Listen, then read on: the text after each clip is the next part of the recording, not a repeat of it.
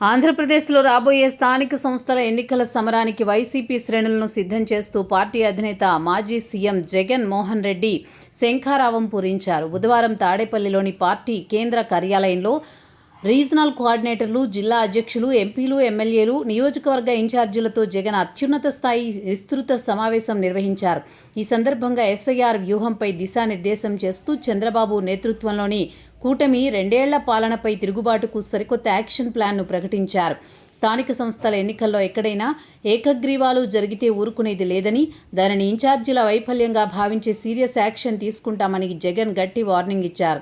సమావేశంలో వైఎస్ జగన్ మాట్లాడుతూ ముఖ్యమంత్రి చంద్రబాబు నాయుడు 2 ఏళ్ల పాలన వెన్నుపోట్లకు, అరాచకాలకు, అబద్ధాలకు, దోపిడీకి ప్రతిరూపంగా మారిందని మండిపడ్డారు.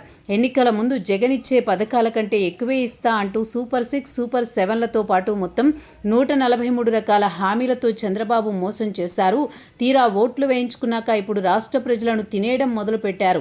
అధికారంలోకి వచ్చి 3 బడ్జెట్లు ప్రవేశపెట్టినా ఆడబిడ్డ నిధి, నిరుద్యోగ భృతి, 50 ఏళ్లకే పెన్షన్ వంటి హామీల ఊసేలేదు. బాబు ఇచ్చిన మేనిఫెస్టో అడ్రస్ లేకుండా చెత్తబుట్టలోకి చేరింది. దీనిపై ప్రజలు నిలదీస్తుంటే చంద్రబాబుకు విపరీతంగా బీపీ పెరిగిపోతోంది.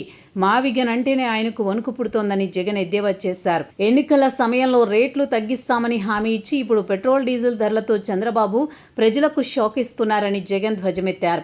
రాష్ట్ర పన్నులు తగ్గించి ప్రజలకు ఊరటివ్వమంటే ముఖ్యమంత్రికి బీపీ వస్తోందన్నారు. తమ వైఫల్యాలను కప్పిపుచ్చుకోవడానికే చంద్రబాబు గొడ్డళ్లు, కత్తులు, కటార్లు అంటూ తప్పుడు ప్రచారాలతో డైవర్షన్ రాజకీయాలు చేస్తున్నారని దుయ్యబట్టారు.